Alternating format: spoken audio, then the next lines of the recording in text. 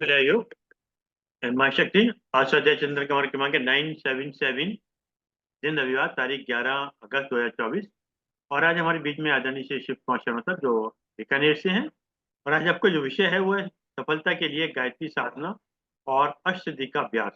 आप ज्यादा समय लेते हो आदरणीय शिव शर्मा साहब से निवेदन करते हैं कि आज का 2 दिन जारी करें।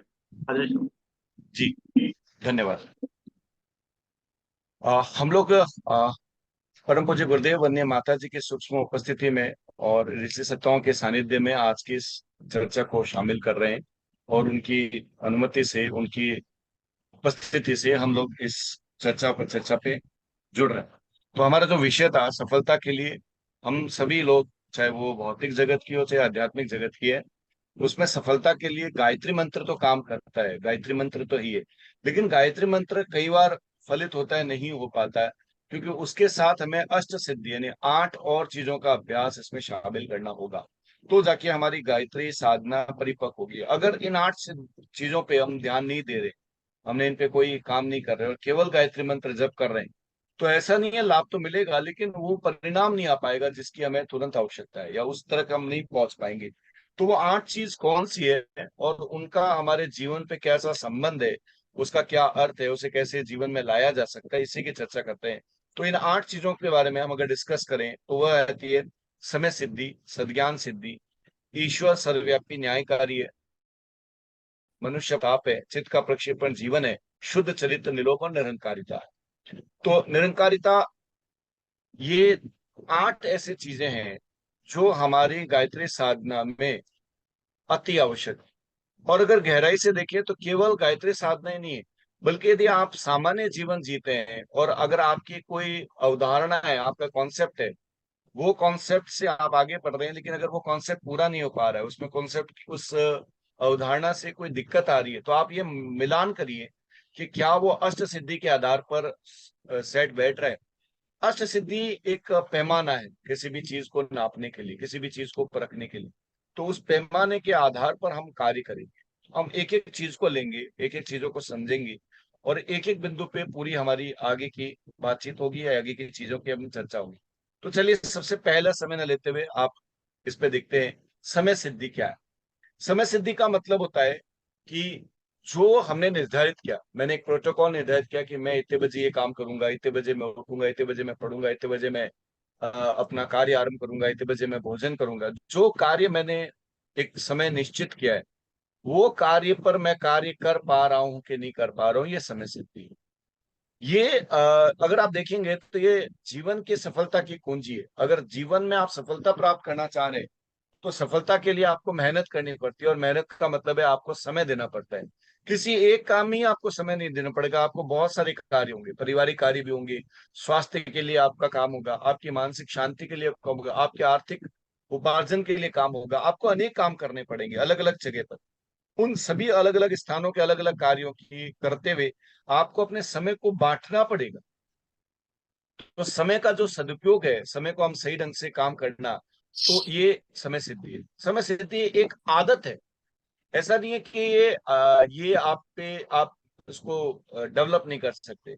एक्चुअल में ये हमारी आदत में नहीं है। जैसे अगर हम बात करें विदेश में, तो विदेश के बहुत सारे लोग अपने आर्थिक क्षेत्र में या अपने भौतिक क्षेत्र में उन्नति की है, तो उसका, और हम लोग पीछे रह गए, तो उसका मेन कारण है कि हमारे पास समय सिद्धि की आदत को हमने अपने जीवन में नहीं लिया। ऐसा नहीं है कि भारत जो प्राचीन काल में भारत विश्व गुरु था, आर्थिक रूप से संपन्न था, इसे सोने की चिड़िया कहा जाता था, तो उसके पीछे का बेग बेग था, जो जो मेन चीज थी वह समय सिद्धि थी, और कालांतर में हम उस समय सिद्धि को छोड़ दिए। अपने जीवन में सफलता और समृद्धि को प्राप्त करने में ये बहुत मदद देता है, और समय का पूरा पूरा उपयोग करना हमारा आवश्यक होता है, हमारा लक्ष्य होता है। और कोई भी लक्ष्य हो आपके जीवन में, उसमें अनुशासन अगर आप नहीं रखेंगे, अगर आप अपने जीवन में अनुशासित होकर नहीं काम कर रहे हैं, आप जीवन में उसको एक अनुशासन में लेके नहीं काम करेंगे, तो वो जीवन में आगे नहीं बढ़ेगा।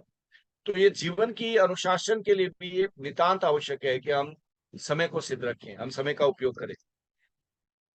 समय सिद्धि से क्या क्या लाभ है? एक तो अगर समय सिद्धि का आप पालन कर रहे हैं तो आपका लक्ष्य जो आपने निर्धारित किया वहां आप पहुंच पाओगे। क्योंकि लक्ष्य से भटकता आदमी है, क्योंकि जैसे हम कोई काम करते हैं, हमारा लक्ष्य है, और उस लक्ष्य में फिर कोई और बात आ जाती है, कुछ और चीज आ जाती है, फिर हमारा लक्ष्य फिर कोई और आ जाता है, तो ये हमारे लक्ष्य को भटका देता है। समय का अगर हम सदुपयोग करना जान गए तो हमारी सफलता और समृद्धि दोनों मिलेगी, हमें सफलता भी मिलेगी, धन धान्य समृद्धि भी मिलेगी।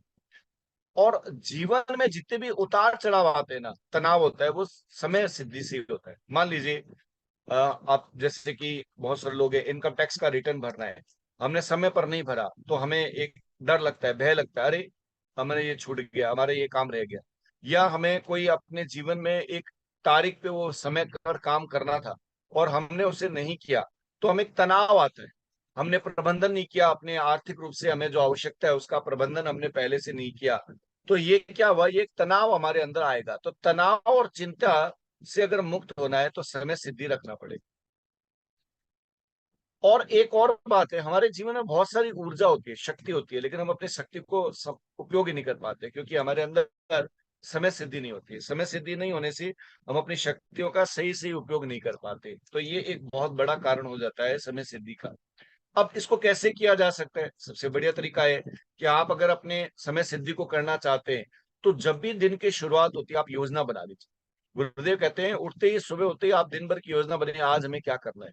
और रात को सोते समय उसका आप एनालाइज करिए कि आपने जो निर्धारित किया वो क्या हुआ या नहीं हुआ। तो एक फॉर्म भर सकते हैं आप दिन भर का भी, मैंने जो निर्धारित किया उसमें मैंने कितनी सफलता प्राप्त की। वो फॉर्म का जो फॉर्मेट है वो आप इस अंतिम स्लाइड में हम उसको प्रेजेंट कर देंगे। अपने कार्यों को इसमें आपको प्राथमिकता देंगे, यानी कि जब आपको समय सिद्धि करनी है तो आपको कहीं समय अधिक दे रहे, कहीं समय कम दे रहे, ये गड़बड़ाया हुआ नहीं रहेगा। आप देखेंगे कि हमारे मन में कई बार विचार होता है कि हम ना ये भी काम कर लें, ये भी काम कर लें। तो इसके लिए एक बहुत अच्छी एक कहानी आप लोगों ने सुनी भी होगी।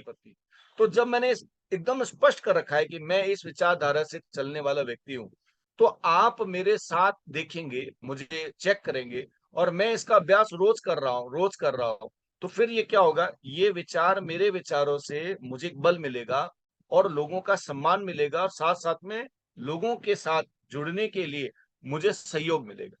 और जो सहयोग हमें चाहिए सफलता के लिए, हमें एक लोगों का, एक दूसरे का सहयोग चाहिए, वो बिना सद्ज्ञान के नहीं हो पाएगा। आगे देखते हैं इसमें क्या है। ये एक दर्शन है, अगर और गहराई से देखेंगे तो ये जीवन का दर्शन है।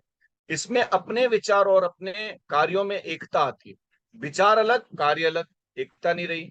जब एकता ही नहीं रही तो स्थिरता नहीं रहेगी, और जब स्थिरता नहीं रहेगी तो आप ही के विचार आपके विरोधी बन जाएंगे, और यही आपके जीवन में होंगे। उदाहरण के तौर पर, यदि कोई व्यक्ति आदर्शों को लेकर कोई पॉलिटिकल पार्टी बनाता है, कोई ऐसा राजनीतिक दल बनाता है उदाहरण के तौर पर, और वो अपने ही विचार को बाद में काटना शुरू करता है, तो धीरे धीरे क्या होगा, उसकी वह जो उसकी ख्याति है वो भी कम होगी।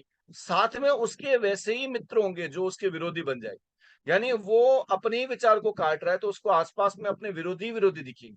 उसे हमेशा ये लगेगा कि दुनिया में मेरे अंदर, मेरे आसपास में मेरे बहुत सारे विरोधी हैं।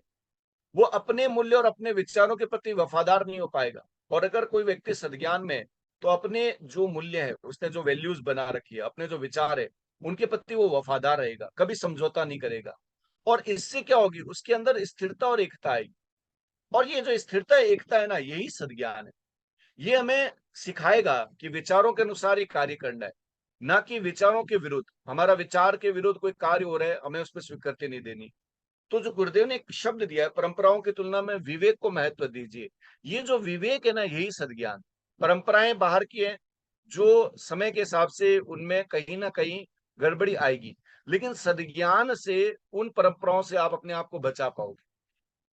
हमें जीवन में संतुलन रखना आवश्यक है, और उसके लिए, संतुलन के लिए ईमानदार होना जरूरी है। सद्ज्ञान व्यक्ति ईमानदार होगा, और ईमानदार व्यक्ति ही सद्ज्ञानी बन पाएगा। अगर ईमानदारी नहीं है तो सद्ज्ञानी नहीं हो पा सकता। और ये दोनों आपस में जुड़े हुए हैं। इस वाक्य को अगर मैं छोटे से शब्दों में, अगर मूल इसका संदेश है, तो ये है कि अपने विचार और अपने कार्यों में एकता रखना, स्थिरता रखना, और अपने जीवन मूल्यों में विचारों के प्रति वफादार रहना, यही जीवन की सफलता और ये सम्मान है। क्योंकि जरूरी नहीं है कि मैं आज मेहनत करूं मैं सफल हो जाऊंगा, मैं सफल नहीं हो पाऊंगा, मैं और मेहनत करूंगा मैं और सफल नहीं होऊंगा, मैं और मेहनत करूंगा मैं और सफल नहीं होऊंगा। मैं बार बार मेहनत करूंगा, लेकिन यदि मेरे विचार के प्रति मेरी वफादारी है, तो जीवन में आने वाली किसी भी परिस्थिति को मैं झेल पाऊंगा। ये इसका मूल चीज है। एक वाक्य है, वो हमें जीवन में बहुत सारी बातों में शिक्षा देता है। ये एक ऐसा वाक्य है, इसमें मैं इन्हीं बातों को शॉर्ट कर रहा हूँ। ये हमें एकता और स्थिरता के बारे में बताता है। ये हमें वफादारी, यानी अपने जीवन के प्रति, अपने मूल्यों के प्रति कैसे वफादार। अगर एक शिष्य अपने गुरु की बात को नहीं मानता है, अपने गुरु के प्रति वफादार नहीं, तो ये सद्ज्ञान नहीं। गुरु ने कहा और शिष्य ने वैसा ही किया, तो ये सद्ज्ञान है। और वास्तविकता में जो हमारी गुरुकुल पद्धति थी, इसमें यही सिखाया जाता था कि सद्ज्ञान को सिद्ध कर लीजिए, यानी कि वफादारी ले आई। अगर शिष्य गुरु के अनुसार चल रहा है, उसके प्रति वफादारी है, तो फिर धीरे धीरे गुरु की जितने भी सिद्धियां हैं, जितने भी उसके जो लाभ है, वो स्वयं ही शिष्य को मिलने लगेंगे, अब अपने आप। ये व्यक्ति को ईमानदार बनाता है, ये व्यक्ति को संतुलन बनाता है, संतुलन लेके आता है जीवन में। क्योंकि बाह्य चीजों के साथ भी संतुलन करना है, इसका मतलब ये नहीं है कि अड़िग हो जाए। सद्ज्ञान का मतलब होना ये नहीं है कि अड़ जाना, लड़ जाना। वो संतुलन, बीच का रास्ता लाता है, मध्यम रास्ता लाता है, और अपने विचारों को इस प्रकार की योजना बनाता है कि मेरे जो अंदर के विचार है, मैंने जो धारणे बने, वो मैं जीवन में कैसे ले आ पाऊं।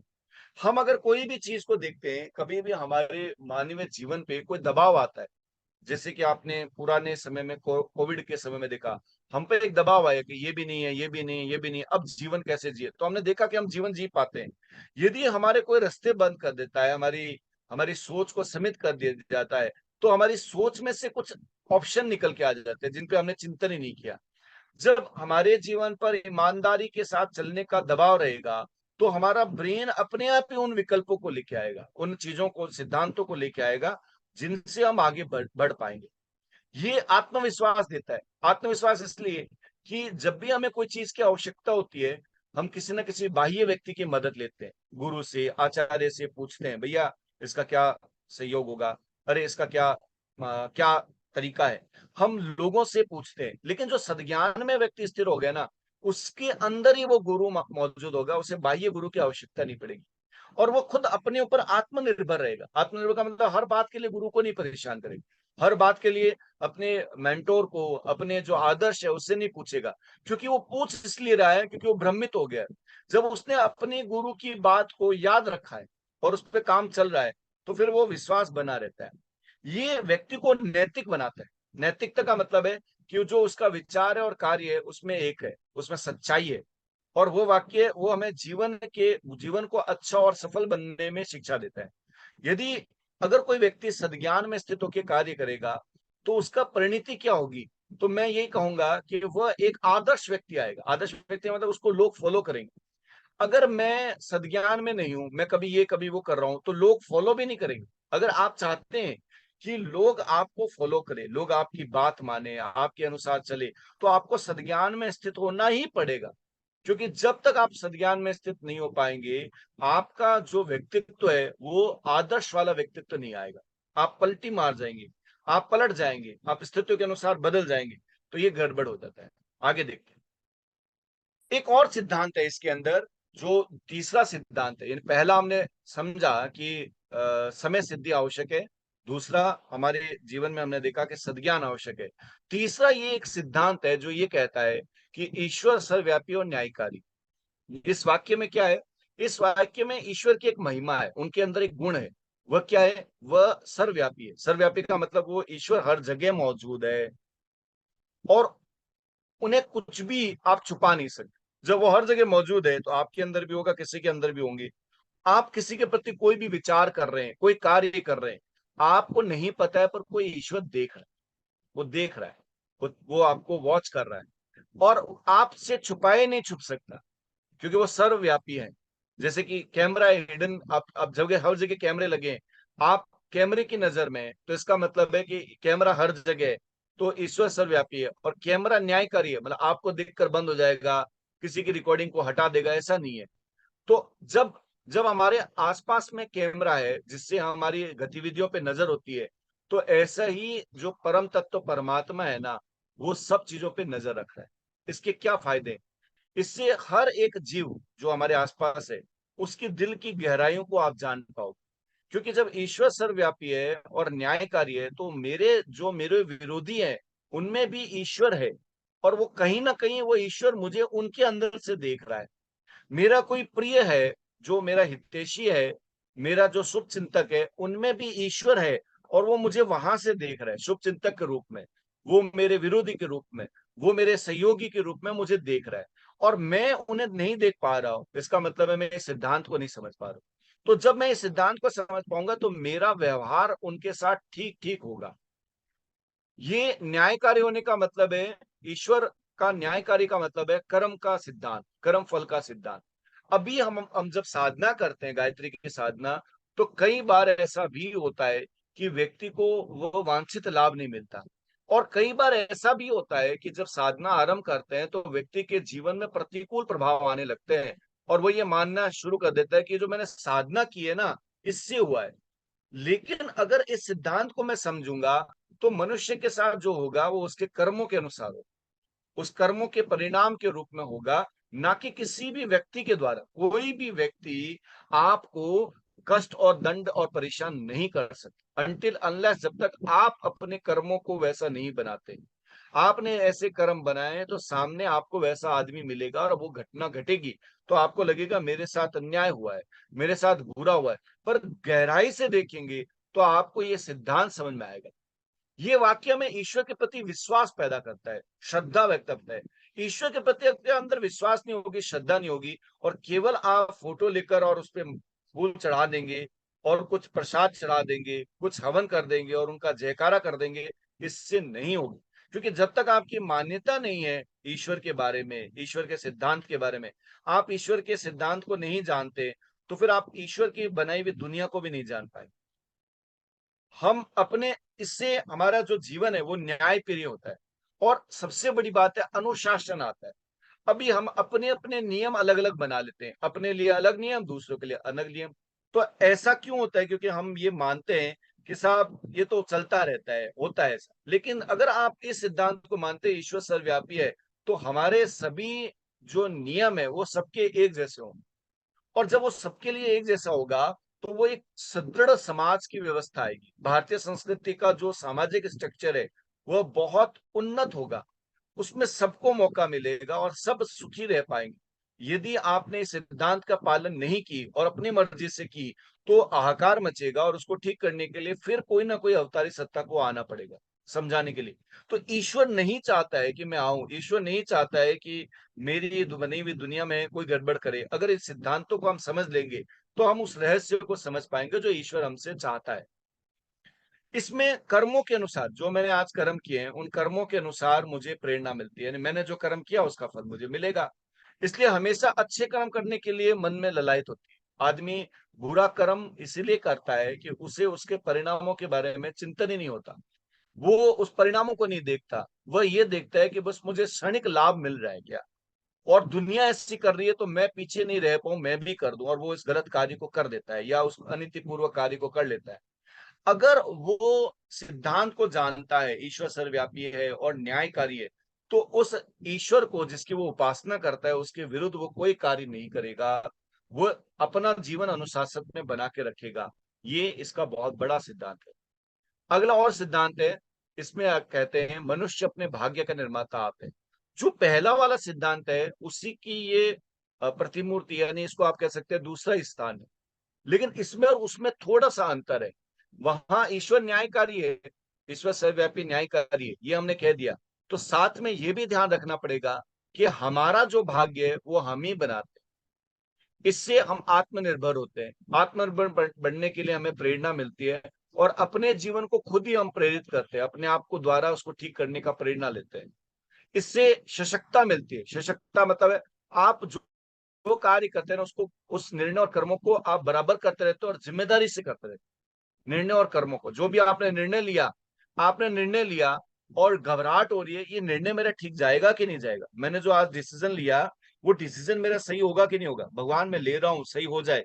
ये जो संशय बना रहता है ना, ये इसीलिए रहता है कि हमें इस कर्म फल के सिद्धांत पे विश्वास नहीं।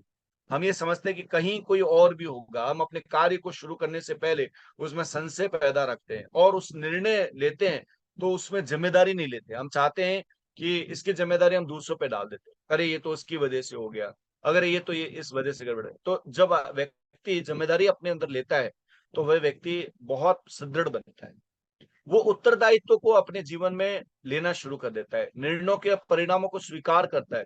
जब व्यक्ति निर्णय लिया और उसका जो परिणाम आया उसका स्वीकार करता है, तभी वो सुदृढ़ है। अभी क्या होता है कि आपने जीवन में कोई, आपने घर परिवार में या कहीं पर भी सामाजिक कार्य में कोई अच्छा कार्य किया है और उसका अच्छा परिणाम आया है। जब अच्छा परिणाम आया है तो उसको स्वीकार करने के लिए हर व्यक्ति आगे आता है और आप आगे आते हैं, और आपको प्रसन्नता मिलती है, आपको उल्लास मिलता है, आपको उन्नति मिलती है, आपको बड़ी यश मिलता है। ठीक इसी प्रकार से आपने कोई कार्य किया और वो परिणाम गलत चला गया, या उसका परिणाम का जो जो परिणाम आया वो आपके आशा के अनुकूल नहीं आया, तो मन में हास होता है और इससे हमारा प्राण बल क्षरित हो जाता है, प्राण बल कमजोर हो जाता है। तो हमें ये ध्यान रखना है कि जब हम कोई निर्णय करेंगे, कार्य करेंगे, तो कभी वो सफल होंगे भी और नहीं भी होंगे। ऐसा नहीं है कि वो होंगे, लेकिन मैंने मानसिक रूप से तैयार किया कि मैं इन निर्णयों के लिए स्वयं उत्तरदायित्व रखता हूं, मैं इन निर्णयों को अपने साथ रखता हूं, मैं जो भी हो रहा है वो मेरे ही कारण से हो रहा है, तो घबराहट नहीं होगी, स्वीकार कर दे। और अगर कोई हमें कहेगा तो हमें दुख नहीं होगा, हमें चोट नहीं होगी। अगर जब हमें कोई कहेगा तो हमें पीड़ा होती है। सामान्य व्यक्ति को जब कहा जाए कि साहब ये तो आपकी वजह से हुआ, तो उसे गुस्सा आता है, क्रोध आता है, और वो अपनी उस गलती को दूसरों पे डालता है। ताकि आप देख सकते हैं जितने भी हमारे सामाजिक तंत्र है उनमें ऐसा ही होता है। एक और चीज भी आती है, इससे व्यक्ति स्वतंत्र होता है। स्वतंत्रता का मतलब होता है कि हम कई बार हमारी पौराणिक जो चीजों में बांध दिया कि आप अगर इस देवता, इस फला फला व्यक्ति की पूजा नहीं करेंगे तो आपके साथ ये अहित हो जाएगा, आपके साथ ये हो जाएगा। ये उस सिद्धांत को तोड़ता है, ये उस बात को तोड़ता है कि मनुष्य अपने भाग्य का निर्माता आप है। तो कोई भी बाह्य व्यक्ति ना तो मुझे दंडित कर सकता है और ना ही मेरा भाग्य बदल सकता है, मुझे मेरा भाग्य स्वयं से ही बदलना हो। ये व्यक्ति के अंदर सकारात्मकता लाता है, सकारात्मक सोच पैदा करता है, जिससे वो अपने जीवन में अच्छे परिणामों की आशा करता है, अपने परिणामों को और बढ़िया बनाता है, और उसके अंदर वो आत्मबल और ऊर्जा भर जाती है। एक और सिद्धांत को भी हम आगे देखते हैं जो ये कहता है चित्त का प्रक्षेपण जीवन है। ये एक सिद्धांत है। इस सिद्धांत का मतलब क्या है? चित्त का मतलब होता है हमारा जो मन है जिसमें हम विचार करते हैं, हम उसके अंदर अलग अलग विचारों को लेके आते हैं। इन विचारों को और इनमें से कौन सा विचार ठीक है उसको हम फिक्स करते हैं बुद्धि से। तो मन और बुद्धि जहां पे लॉक कर देती है कि हाँ, ये मन ने कई सारे विकल्प लेके आए और उनमें से एक विकल्प को हमने चुनाव किया कि ये ठीक है, और बुद्धि उस पर स्थिर हो गई और उस विकल्प को अपने जीवन का अंग बना के निर्णय लेकर आगे काम करती है, तब वो स्थिर हो गया, वो विचार वो चित्त में आ जाता है। चित्त का मतलब है वह स्थिर विचार जिसका निर्णय लेकर आप आगे बढ़े हो। चित्त का मतलब है आपने अपने जीवन की क्या मान्यता बनाई है। चित्त का मतलब है आपने अपने जीवन में क्या सोच बनाई है। इसको हम दूसरे शब्दों में अंग्रेजी भाषा में कहें तो इसको मैं एटीट्यूड कह सकता हूँ। मैंने अपना क्या एटीट्यूड बनाया है, क्या मेरी परसेप्शन है, मैंने कैसा सोचा है। तो जो जैसा आदमी अपने जीवन में जैसी सोच बनाता है उसका जीवन भी वैसा ही होता है। ये बात जितनी जल्दी हमें समझ में आ गई तो आप जो पहले वाला सिद्धांत है मनुष्य अपने भाग्य का निर्माता आप है, आप उसे बदल सकते हैं। आप बदल सकते हैं मतलब उसके अनुसार अपने जीवन को बदल सकते हैं, उस सिद्धांत से अपने आप को आगे बढ़ा सकते हैं। क्योंकि जो हो रहा है ना, मनुष्य अपने भाग्य का निर्माता आप है, ये कैसे हो रहा है ये हमें चित्त के प्रक्षेपण से समझ में आता है। खट्टा सोचते ही मुंह में खट्टा आता है, मीठा सोचते ही मीठा आता है। कामुकता के और वासना के विचार सोचते ही हमारे शरीर के इंद्रियों में वैसे ही भाव आने लगते हैं। इसी प्रकार से किसी के प्रति की दया दया और करुणा का भाव आते ही हमें आत्म संतोष होता है। इसका मतलब है जैसा विचार करते हैं वैसा ही हमारे शरीर अपने अंदर काम करना शुरू कर देता है। तो ये विचारों की महत्वता को बताता है, विचारों के बारे में सिखाता है कि हमें कैसे विचार लेना है, और इसी को परम पूज्य गुरुदेव ने विचार क्रांति अभियान का है। चित्त को ठीक करिए, विचार क्रांति अभियान ही उसका मूल भाव है। ये हमारे अंदर के भावों को सिखाता है, क्या भाव हम रखते हैं। मान लीजिए एक व्यक्ति है जो कि मजदूर वर्ग है, मजदूरी करता है, दिन रात मेहनत करता है, और शाम को जब उसे समय मिलता है तो वो कुछ अच्छे लोगों के साथ सत्संग करता है, बढ़िया लोगों के साथ बैठता है, अच्छे बुरों के बारे में सोचता है, उनका चिंतन करता है, और उनके अंदर वो भाव रहता है कि क्या हो रहा है दुनिया में, समाज में क्या हो रहा है। और उन चिंतनों के साथ सामान्य व्यक्ति की तरह वो ईंट लेता है, चिनाई करता है और छपाई करता है और कढ़ाई और वो मसाला सारा वही काम करता है। एक एक दिन ऐसा समय आया कि वो ऐसा कार्य कर रहा है और किसी अधिकारी ने पूछा तुम क्या कर रहे हो, ऐसे ही पूछा। तो सामान्य व्यक्ति ने तो यही जवाब देगा कि साहब मैं मजदूरी कर रहा हूँ या चिनाई कर रहा हूँ। लेकिन चूंकि वो उत्कृष्ट विचारों से हमेशा भाव में रहता था, उन अच्छे विचारों से, तो उसके चित्त में अच्छे विचार थे, तो उसने ये कहा, वो एक्चुअली में वहां जो निर्माण कर रहा था, वो कार्य कर रहा था, वो एक स्कूल का था। तो उसके मुंह से निकला मैं भविष्य का निर्माण कर रहा हूँ, मतलब भविष्य जो आने वाला है उसके केंद्र का, उसके स्थान का निर्माण कर रहा हूं।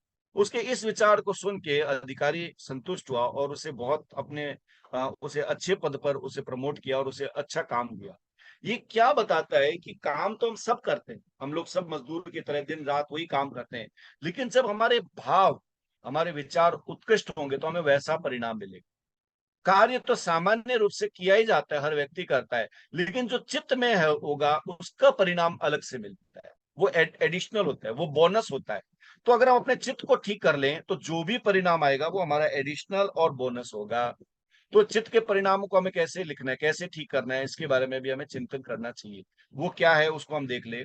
चित्त के चित्त को हमें नियंत्रण करना सीखना होगा। चित्त का नियंत्रण करने के बारे में हमें सीखना होगा कि कैसे वो नियंत्रित होता है। हमारे जीवन को सकारात्मक दिशा में ले जाना आवश्यक होता है, इससे हम अपने ऊपर नियंत्रण करना सीखते हैं।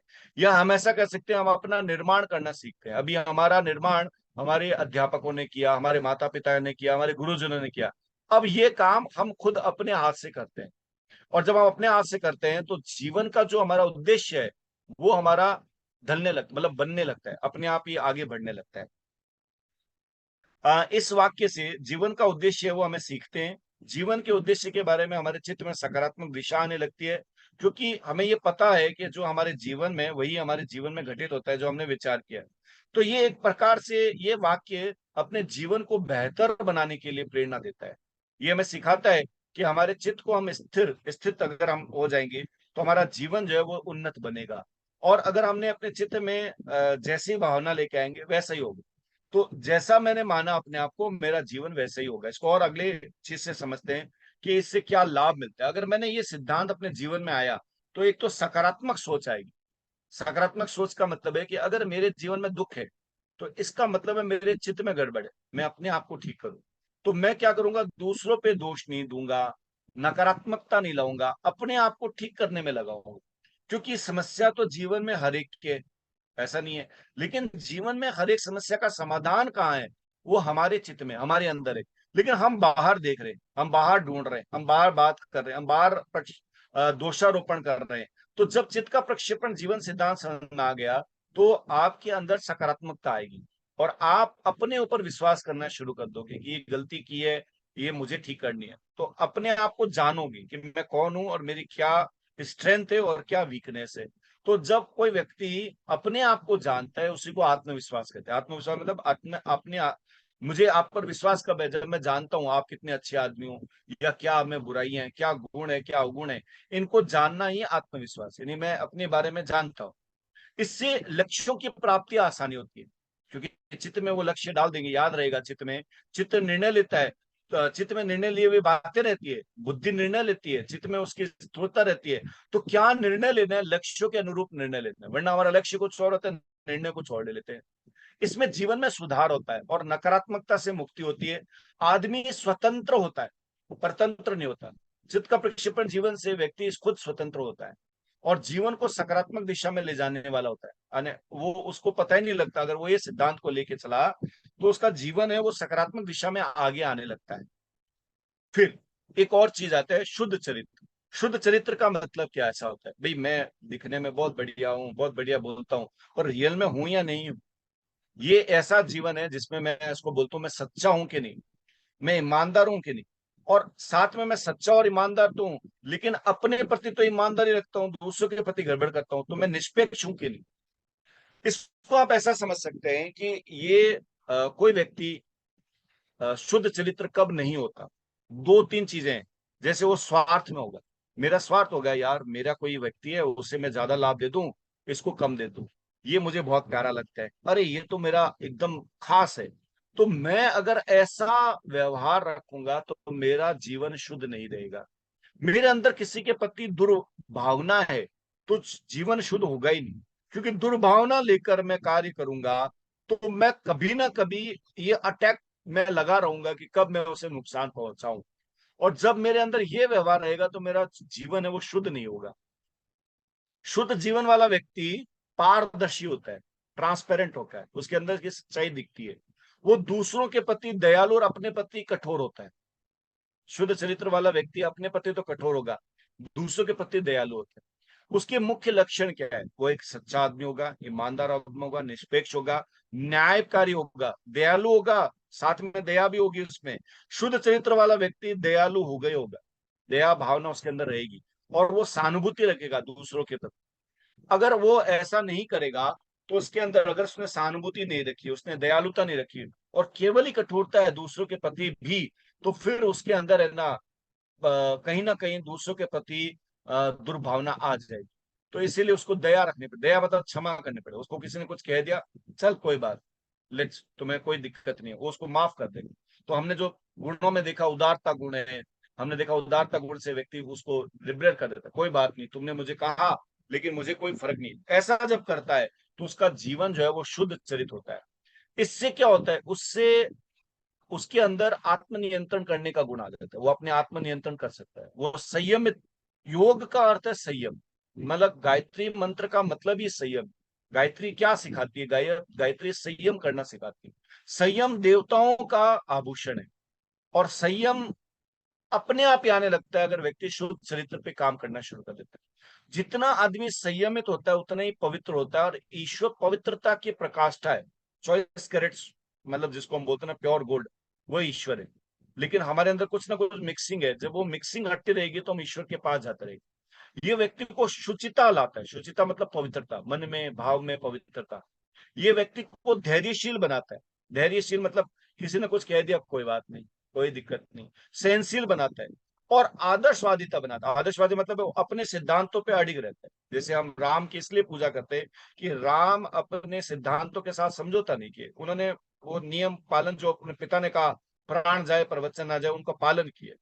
तो ये उच्च मूल्यों को प्राप्त करने के लिए आवश्यक है। उच्च मूल्यों वाला अगर आपको हाई वैल्यूज अगर लानी है तो बिना शुद्ध चरित्र के ला ही नहीं सकते। आप उसके बिना आगे नहीं बढ़ पाओगे। आज समाज में अगर आप चाहते हैं कि मुझे समाज में सम्मान मिले, आदर मिले, ये इच्छा है, लेकिन जीवन में शुद्ध चरित्र नहीं है तो नहीं, गड़बड़ हो जाएगी सर। तो ये अपने जीवन को अर्थपूर्ण और सार्थक बनाता है शुद्ध चरित्र। शुद्ध चरित्र के गुण क्या है? एक सत्यवादी, यानी वो आदमी ईमानदार और सच्चा होगा, निष्पक्ष होगा, दयालु होगा, सहनशील होगा, सेवा भावी होगा, उसके अंदर सेवा भाव होगा, आत्मनियंत्रण का पवित्रता होगी जो हमने अभी देखा है, और धैर्य और आदर्शवादी थे। उन्हीं शब्दों को मैंने यहाँ अलग से और आपको समझाने के लिए लिया है। अब शुद्ध चरित्र के लाभ, सबसे बड़ा लाभ मिलेगा, समाज में सम्मान मिलेगा। जो व्यक्ति शुद्ध चरित्र होगा ना उसके लोग बात मानते हैं। अभी क्या होता है, झगड़ा इस बात का है कि जो गुरुदेव कह रहे हैं वो मैं कह रहा हूं, लेकिन मेरी बात मान ही नहीं रहे कि गुरुदेव आप जो बोल रहे हो सही लगा, मुझे समझ में आ रहा है, लेकिन ये लोग समझ ही नहीं पा रहे। ये समझाने वाले की कमी, समझने वाले की कमी नहीं है, समझाने वाले को, समझाने वाले क्यों कमी है? क्योंकि समझाने वाला शुद्ध चरित्र नहीं है। जो समाज में सम्मान मिलेगा, लोग उसकी बात मानेंगे, उसके चरणों में गिरेंगे, और जो वो कहेगा उसको करेंगे। ये आत्म संतुष्टि प्रदान करता है। शुद्ध चरित्र वाला व्यक्ति बाह्य चीजों से कोई नहीं रखता, वो आत्म संतुष्ट रहता है, उसके अंदर शांति रहती है, और वो दूसरों का विश्वास और समर्थन प्राप्त कर लेता है। आज अगर भारतीय संस्कृति को लाना है तो दूसरों का विश्वास और समर्थन प्राप्त करने की आवश्यकता है। बड़े बड़े देश एक दूसरे का समर्थन प्राप्त करने के लिए ललायत होते हैं, उन्हें दबाव से, उन्हें उन्हें किसी न किसी प्रलोभन से, या उन्हें भ्रमित करके उनका समर्थन लेना चाहते हैं। लेकिन वो समर्थन टिकता नहीं है, कुछ दिन चलता है, फिर वो राजनीति से गड़बड़ा जाती है। लेकिन जो व्यक्ति शुद्ध चरित्र है, कोई राष्ट्र शुद्ध चरित्र है, पूरा विश्व उसका समर्थन करता है, उसको कहीं दिक्कत नहीं आती। जीवन में जितनी भी सफलता और प्रगति है उसके अवसर बनने लगते हैं। वह दूसरों के जीवन को सकारात्मक रूप से प्रभावित कर देता है। मतलब किसी को भी प्रभावित करने की कला अगर चाहिए तो शुद्ध चरित्र बन जाएगी। ईश्वर और अपने आप में विश्वास बढ़ाता है, वो एकदम विश्वास आ जाता है कि नहीं, ईश्वर भी और मैं हूं।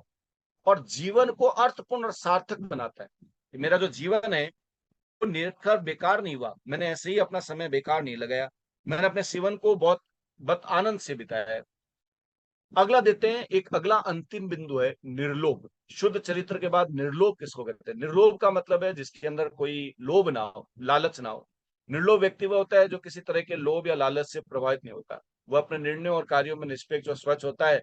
निर्लोभ के कुछ गुण होते हैं, वह लालची नहीं होता, वो मुक्त होता है, वो निष्पक्षता होती है और उसमें स्वच्छता होती है, सच्चाई और ईमानदारी के साथ दूसरों के प्रति दया दया रहता है और सहानुभूति रखता है, आत्मनियम संयम रहता है।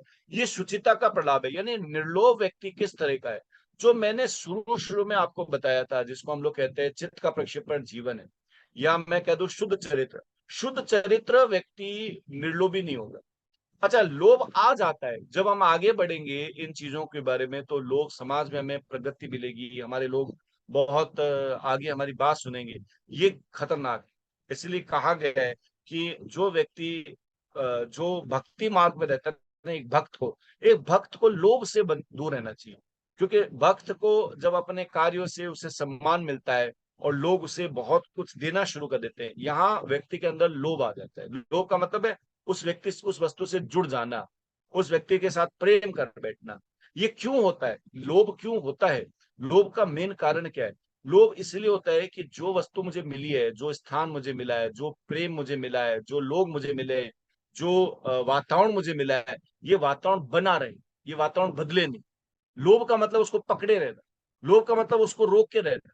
जैसे मुझे कोई अच्छा साथी मिला और मैं चाहता हूँ मेरे साथ रहे, बस किसी और के साथ ना रहे। मुझे ये जो धन मिला ये मेरे पास ही रहे और किसी के पास ना रहे, मेरे पास से हटे नहीं, मेरे हाथ से छूटे नहीं। ये जो पद मिला है ये पद मेरा बना रहे। तो इसको हम लोग बोलते हैं लोभी, लोभ होना, निर्लोभ होना। ये क्या होता है? जीवन में जब आगे बढ़ेंगे तो चीजें आपके अनुकूल, आप मेहनत करेंगे तो आएगी और जाएगी। जो लोभी होता है ना व्यक्ति, वो परिस्थितियों से जैसे ही विचलित होती है वो मानसिक तनाव में आ जाता है। आप चाहते हैं कि परिस्थितियों में मानसिक विचलता ना हो। एक बार आपको अच्छे कार्य की वजह से सम्मान मिलेगा और अगले कुछ ही क्षणों में आपकी बुराई की वजह से, आपके अंदर की कोई कमी और बुराई की वजह से आपको लोग सम्मान से वंचित कर देंगे, आपका अपमान भी कर सकते हैं, आपको नीचे गिरा सकते हैं। लेकिन वो सम्मान और अपमान दोनों ही एक शब्द हो जाए, ये निर्लोभ है। क्योंकि उससे प्रेम नहीं कर रहा है उन चीजों के बाद, उन बातों से। वो कब होता है? जब व्यक्ति निरंकारी हो, उसका कोई आकार नहीं हो। निरंकारी का मतलब होता है कि कोई स्थिर आकार नहीं होना, कोई कोई आकार ऐसा बन जाना। जैसे कि भगवान है, भगवान भगवान ईश्वर जो है वो निरंकारी, उसका कोई आकार नहीं और वो सर्वव्यापी है। निरंकारी का मतलब होता है उसका कोई आकार ना होना, उसका कोई रूप ना होना। वो सर्वव्यापी है, वो अनंत है, वो अछूता है, कोई उसको छू नहीं सकता है। वो निर्लेप है, उसपे कोई लेपर नहीं है, कोई उस पे लेयर नहीं है। और वो कोई आकार से नहीं है। तो जब कोई बिना आकार का रूप होता है तो उसको हम निराकार कहते हैं, सर्वव्यापी कहते हैं, अनंत कहते हैं, अछूता कहते हैं, निर्लेप कहते हैं, निर्वकारी कहते हैं। ईश्वर ऐसा है। तो ठीक है, ईश्वर है तो हमें क्या करना है? अरे हमारी भी पर्सनैलिटी ऐसी है। जैसे इस चित्र के माध्यम से आप देखते हैं, इस इमेज में निरंकार में एक व्यक्ति है, वो बहुत अच्छे ढंग से संगीत बजा रहे हैं, वो ड्राइंग भी कर लेता है, वो अलग अलग वाद्य यंत्र भी बना लेता है। हमारे साथ क्या होता है? हमने एक काम सीखा और हम उसी में ही उलझ जाते हैं, हम आगे नहीं बढ़ पाते। एक महिला है, वो अलग अलग रोल अदा करती है अपने परिवार में, अपने समाज में रहकर। वो उसका जो रोल है वो उसका एक आकार है, अब वो उसी आकार में बने रहना चाहती है, दूसरे आकार में नहीं। तो उसका डेवलपमेंट रुक जाएगा। जैसे मनुष्य है, एक व्यक्ति है, एक लड़का है, वो बच्चा भी होता है, बड़ा होता है, शादी होती है, पढ़ाई करता है, नौकरी करता है, बीवी होती है, फिर परिवार में जिम्मेदारियां बढ़ती है, वो एक अलग अलग अलग रोल करके अपने आप को आगे बढ़ाता है। लेकिन अगर वो ये कहे कि नहीं साहब मैं तो बच्चा ही रहूंगा, नहीं साहब मैंने तो पढ़ाई की है, मैं तो सिर्फ कमाने वाला ही व्यक्ति रहूंगा, मैं दूसरों के साथ व्यवहार नहीं कर पाऊंगा, अगर उसका ये है, तो स्लाइड में आप देख सकते हैं जीवन प्रबंधन में, अगर आप जीवन मैनेजमेंट यानी लाइफ मैनेजमेंट करना चाहते हैं, तो आपको जो हमारा निरंकारी है वो आकार, एक आकार में नहीं रहना। एक आकार में रहने से क्या होगा? आप समन्वय नहीं कर पाए। जो हमारे 24 गुणों का अंतिम जो गुण है वो समन्वय है। समन्वय ये कहता है कि आपका जो आकार है ना वो निरंकार है, आप किसी भी आकार में जा सकते हैं। क्योंकि जब आपने किसी आकार को लेकर फिक्स कर लिया तो आपकी मान्यता, आपकी गुण, आपकी ऊर्जा वहीं रुक गई। आप दूसरे गुण में नहीं जा पाओगे, आप दूसरे आकार में नहीं जा पाओगे। क्योंकि मनुष्य हर आकार में जाता है, क्योंकि उसके लक्ष्य उसे प्राप्त करने। तो कभी छोटा लक्ष्य है कि अभी परिवार, और भाई स्वाभाविक है हमें जीवन में आगे बढ़ना है, तो एक साथी चाहिए, तो साथी मेरा एक लक्ष्य है, उसके लिए मैंने नौकरी की, साथी आ गया। साथी को खुश रखने के लिए, उसको परिवार आगे बढ़ाने के लिए एक बच्चा भी चाहिए। तो एक बच्चा भी हुआ, बच्चे के पालन पोषण के लिए मुझे नौकरी करनी पड़ेगी। वो कार्य करता रहता है, जीवन के छोटे छोटे लक्ष्यों की पूर्ति के लिए उसका स्वरूप बदलता रहता है। लेकिन अगर उसने उस स्वरूपों के साथ अपने आप को समाहित नहीं किया, अपने आप को समायोजित नहीं करे, तो गड़बड़ा जाएगा। तो निर्णय लेने में उसे सुधार होता है, उससे संबंधों में सुधार होता है। संबंधों में इसलिए सुधार होता है कि मेरा एक डॉक्टर का आकार है या मेरा एक जज का आकार है, मैं उसी आकार में लेके घर में जाऊंगा, बीवी से बात करूंगा, पत्नी से बात करूंगा, बच्चों से बात करूंगा, नहीं चलेगी। वहां अलग प्रोटोकॉल है, वहां अलग प्रोटोकॉल है, एक आचार्य के रूप में अलग प्रोटोकॉल है, एक स्टूडेंट के रूप में अलग प्रोटोकॉल है, एक व्यवसाय के लिए अलग प्रोटोकॉल है। हर व्यक्ति का अपना अपना अलग अलग प्रोटोकॉल है, उन प्रोटोकॉल पे चलना पड़ता है। इससे हमारे जो संबंध है उनमें सुधार होता है। हमारा समय प्रबंधन होता है। समय प्रबंधन मतलब अलग अलग प्रोटोकॉल का प्रबंधन करना। हमारा तनाव प्रबंधन हो जाता है, तनाव को कैसे काम में लेना, ये आकार से उस आकार में चले जाना, अब उस आकार में चले जाना। इसको मैं कह सकता हूँ मल्टी डायमेंशन पर्सनैलिटी जो हमें चाहिए, वो हमारा आत्मविश्वास पैदा करता है, क्योंकि हमने एक ही आकार में ले गए, उससे निकलना नहीं चाहते। जीवन को जीवन का जो संतुलन है कि एक हमें समाज में काम भी करना है, गुरुदेव का काम भी करना है, अपने आप की उन्नति भी करनी है। ये हमारा अलग अलग आकार है, इन आकारों में हम एडजस्ट कर पाए, इस आकार को हम एडजस्ट कर पाए। जैसे महिला है, एक ही महिला है, वो बेटी होती है, फिर आगे बढ़ के वो धीरे धीरे पत्नी बनती है, माँ बनती है, और अंतिम में वो दादी के रूप में भी रोल अदा करती है। आकार एक ही है उसी मेले का दिखने का, लेकिन उसके रोल अलग अलग हो गए। जब उसके रोल अलग अलग होते हैं तो उसको अलग अलग रोल में आकार में जाना पड़ता है। लेकिन वो कहे नहीं मैं तो बेटी ही रहूंगी, नहीं नहीं मैं तो माँ ही बन के रहूंगी, ऐसा नहीं होगा। उसको अपने अपने आकार में जाना पड़ेगा।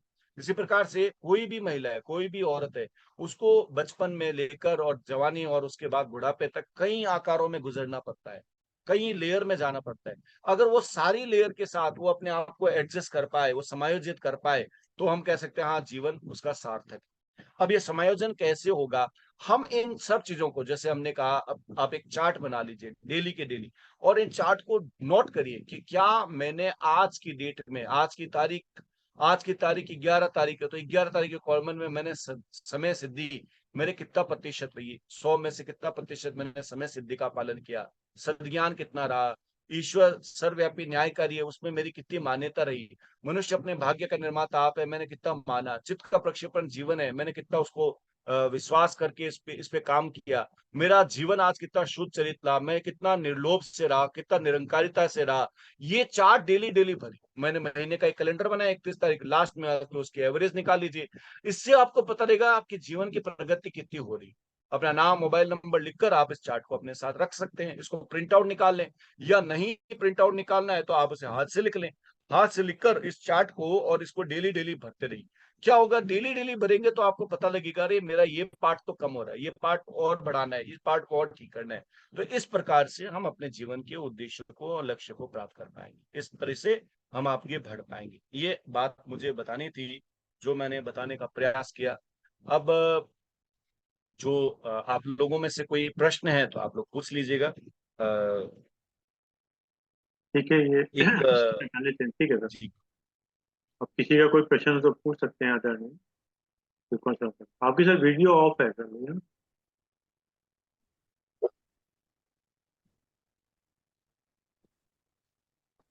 कोई जी, बात कोई प्रश्न नहीं है। नहीं, मैं क्या, आप अपनी वीडियो बंद है सर आपकी, मेरे ख्याल से ना? हाँ हाँ, वीडियो बंद है, कारण ये है कि आ, थोड़ा सा मौसम खराब है बारिश ठीक की है। वजह से, और बीच में आपने देखा नेट चला भी गया था, वो जी इसी हाँ, जी वजह हाँ। से था। तो चलिए मैं कोई। वीडियो बंद रखा था कि मेरी स्क्रीन शेयरिंग होती रही। ठीक है सर। कोई अगर किसी कोई और जिज्ञासा पूछ सकते हैं, फिर बाद में जय विषय आप दो सब धन्यवाद कर देंगे। मेरे ख्याल से सरोज साहब, मेरे ख्याल गुरुदेव के साहित्य के माध्यम से कोई चीज ऐसी नहीं बची जिसमें कि वो हम लोग उससे फायदा ना ले सके, मतलब। अब इसमें भी गायत्री साधना में, जैसे कि एक बार आपने पहले भी कहा था, अगर किसी व्यक्ति के अंदर गुण है, मतलब, तो इसका मतलब वो गायत्री साधना ही कर रहा है, इसका मतलब। जैसे जिसका अगर समय की पाबंदी जिसके अंदर है, सचित्र है, तो कहीं ना कहीं गायत्री में ही है, इसका मतलब ना, कहीं ना कहीं। वो है, लेकिन वो जानता नहीं है। जब हम्म। वो नहीं जानता है ना, तो फिर उस गुणों का उपयोग नहीं कर पाता। जी अभी जी। मैं जान गया हूं और मैं उसको साधना करूं, तो मुझे डबल फायदा मिलेगा। जी जी। ये बात सही है। मेरे मन में भी यही विचार आ रहा था। चलिए, अच्छी बात है। हम्म। तो तो वही। आप लोग अब पिछले काफी साल से मैं देख पा रहा हूँ, अब आपको साधना अपने जीवन में उसको उस लेवल पे आरंभ कर देनी चाहिए जिसके साथ हम अष्ट सिद्धि को अप्लाई कर सके। फिर देखिए मे, जो मेरे जो हिसाब जो मेरे मेरे हिसाब से शिव कुमार जी, ये ऑटोमेटिक ही हो रहा है। ये कोई अलग प्रयत्न करने की, आपने कहा वो तो बिल्कुल एक स्टूडेंट की तरह हो गया भी हाँ बनाओ करो। लेकिन जो मेरा अपना अनुभव है पिछले 20 30 40 50 60 साल का, ये स्वतः ही हो रहा है। गायत्री तो गायत्री में कोई। उसका उसका रीजन भी देखिए कि लगभग लगभग एक महीने में 1 करोड़ गायत्री मंत्र का जप, और उसकी उसको उसको विधिवत रूप से उसकी पूर्णाहुति यज्ञ के माध्यम से की जा रही है। 1 करोड़ गायत्री मंत्र हर महीने, कम से कम कह रहा हूँ। ये 1 करोड़ गायत्री मंत्र का मतलब है साल भर में 12 करोड़, ये अंतरिक्ष में विधि पूर्वक से अंतरिक्ष में ब्रॉडकास्ट किया जा रहा है। ये अंतरिक्ष में ब्रॉडकास्ट होके लौट के आ रहा है।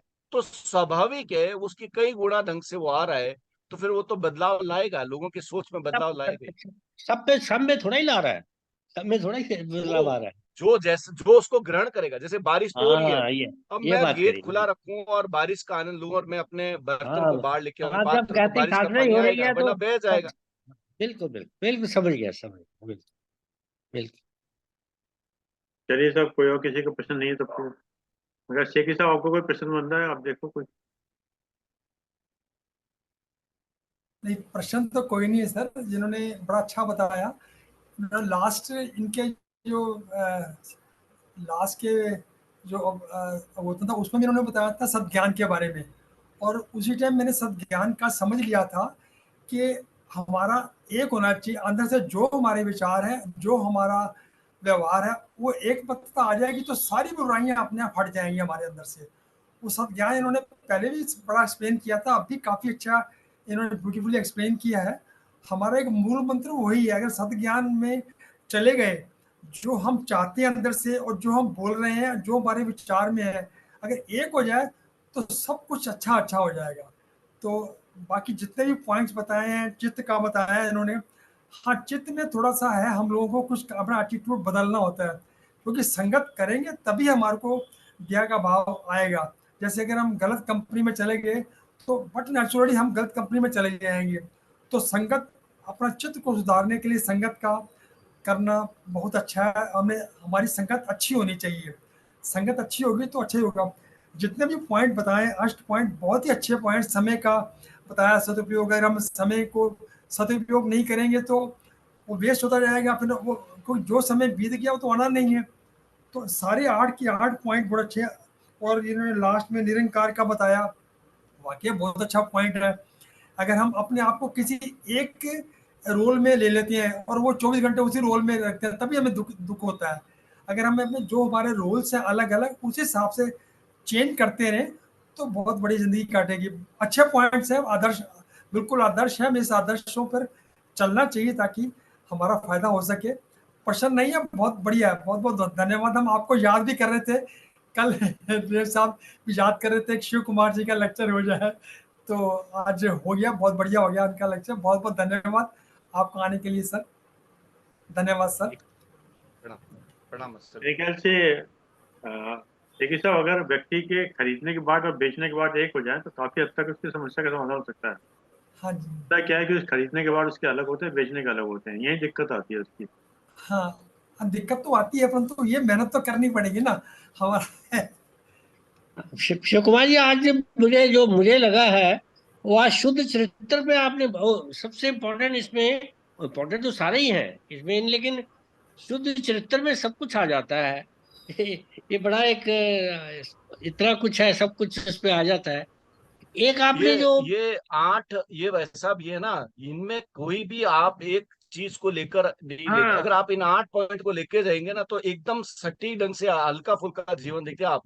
मैं ये समझ रहा हूँ कि वही ये जो जो महर्षि पतंजलि ने हमारे अष्ट योग दिए है ना, ये एग्जैक्टली, वास्तविकता में ये वही 8 हम के। वही हम ये बोलने वाला था। बिल्कुल बिल्कुल बिल्कुल बिल्कुल।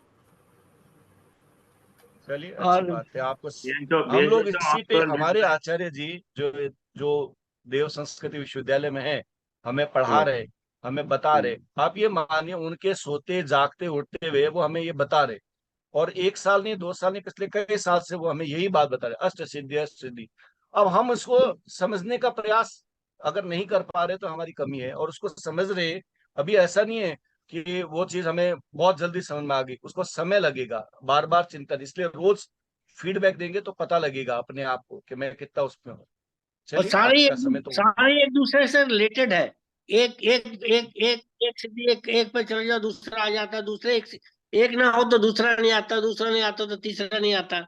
ये बिल्कुल रिलेटेड है। आप एक कर लोगे तो दूसरा स्वतः ही आप उसकी तरफ बढ़ जाओगे। ये ऐसे है, तो इंटरलेटेड इस बिल्कुल। इस पीपीटी की मैंने प्रेजेंटेशन भाई साहब को भेज दी है, शर्मा जी को, तो वो आपको अच्छा, उपलब्ध जी करा हाँ जी, दिया जाएगा, भेज दी मैंने। मैं भेज देता ठीक हूँ। है। प्रणाम सभी। बहुत दोनों बहुत जो बहुत बहुत आपने धन्यवाद आपका। बताया बहुत कि बहुत बहुत बहुत, हाँ जी। हनुमान जी का जैसे कहते हैं असिद्धि नवनीति के दाता, तो ये क्या उसी जगह से ये वो ही है क्या?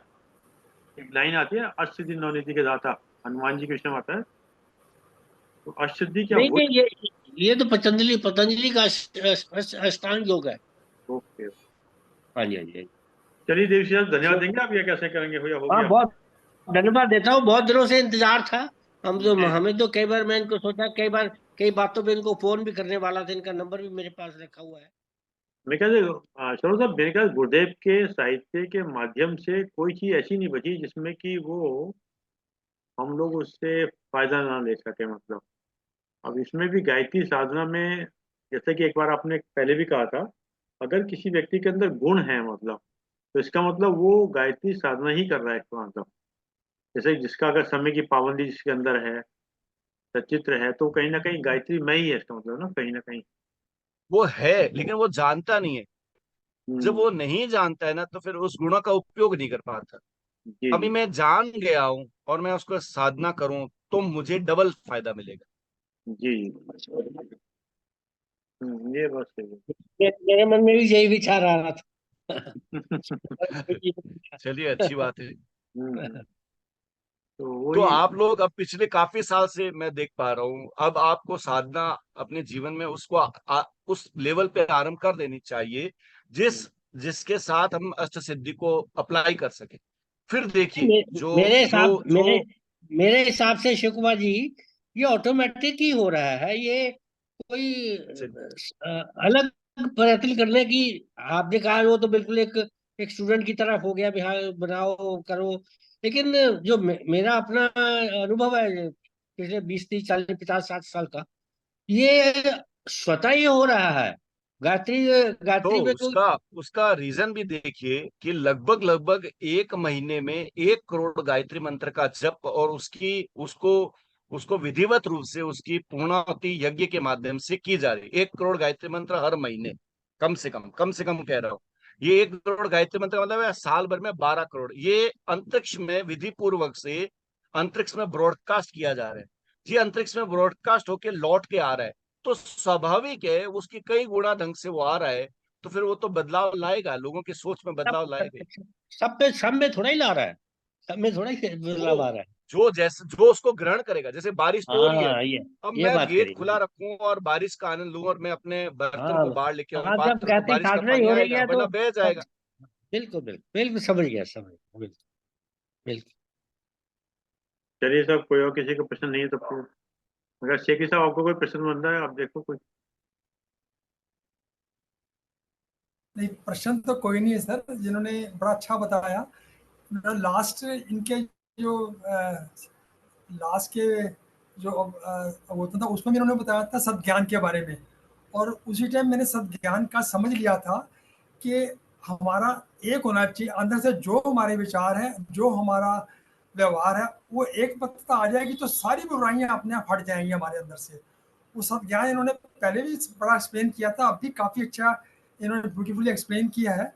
हमारा एक मूल मंत्र वही है, अगर सद्ज्ञान में चले गए, जो हम चाहते हैं अंदर से और जो हम बोल रहे हैं, जो हमारे विचार में है, अगर एक हो जाए तो सब कुछ अच्छा अच्छा हो जाएगा। तो बाकी जितने भी पॉइंट्स बताए हैं, चित्त का बताया है इन्होंने। हाँ, चित्त में थोड़ा सा है, हम लोगों को कुछ अपना एटीट्यूड बदलना होता है, क्योंकि संगत करेंगे तभी हमारे को दया का भाव आएगा। जैसे अगर हम गलत कंपनी में चले गए तो बट नेचुरली हम गलत कंपनी में चले जाएंगे। तो संगत, अपना चित्त को सुधारने के लिए संगत का करना बहुत अच्छा है। हमें हमारी संगत अच्छी होनी चाहिए, संगत अच्छी होगी तो अच्छा ही होगा। जितने भी पॉइंट बताए, अष्ट पॉइंट बहुत ही अच्छे पॉइंट, समय का बताया सदुपयोग, अगर हम समय को सदुपयोग नहीं करेंगे तो वो वेस्ट होता जाएगा, फिर वो जो समय बीत गया वो तो आना नहीं है। तो सारे 8 के 8 पॉइंट बहुत अच्छे हैं। और इन्होंने लास्ट में निरंकार का बताया, वाकई बहुत अच्छा पॉइंट है।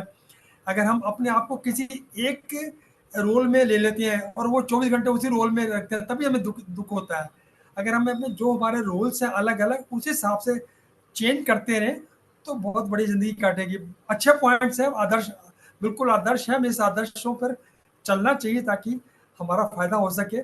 प्रश्न नहीं है, बहुत बढ़िया है, बहुत बहुत धन्यवाद। हम आपको याद भी कर रहे थे कल, देव साहब भी याद कर रहे थे कि शिव कुमार जी का लेक्चर हो जाए, तो आज हो गया, बहुत बढ़िया हो गया उनका लेक्चर। बहुत बहुत धन्यवाद आपको आने के लिए सर, धन्यवाद सर।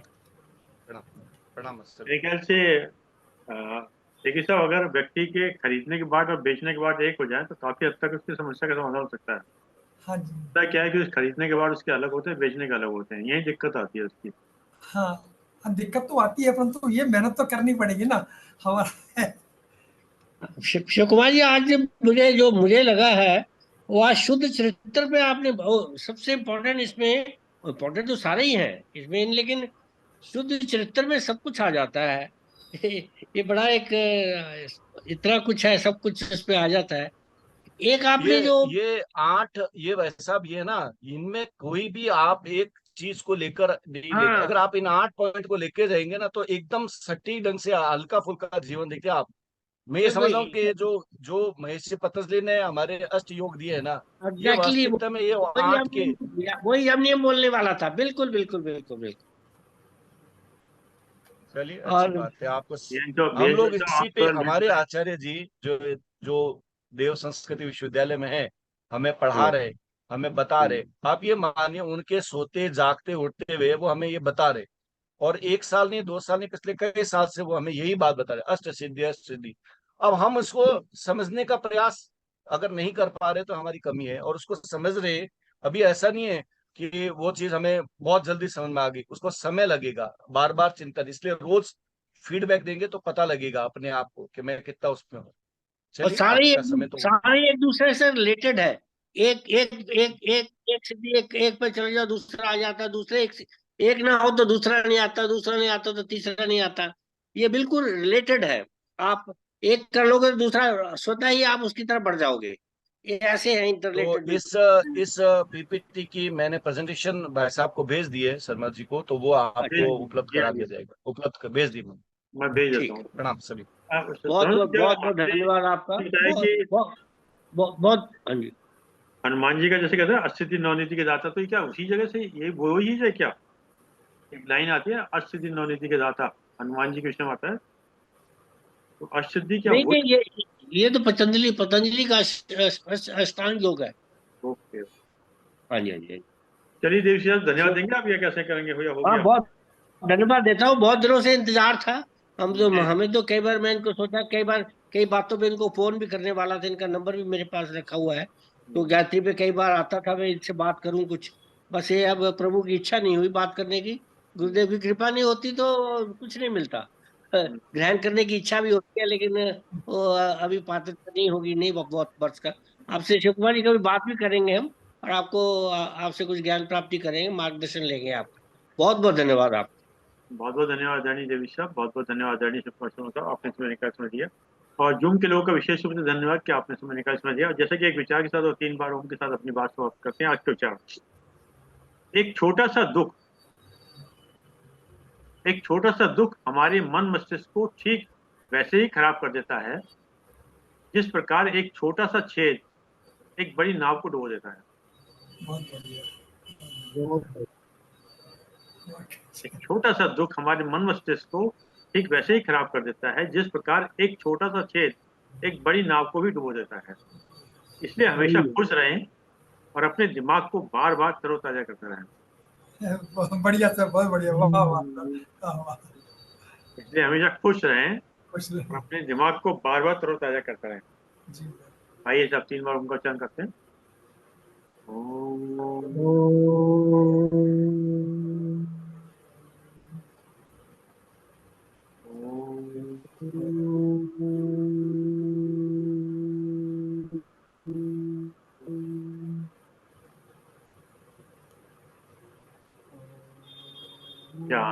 शांति शांति शांति शांति। शांति। सभी प्रणाम, सभी प्रणाम। प्रणाम सभी को।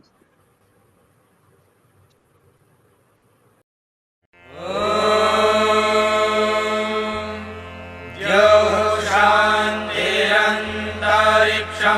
शान्तिः पृथिवी शान्तिरापः शान्तिरोषधयः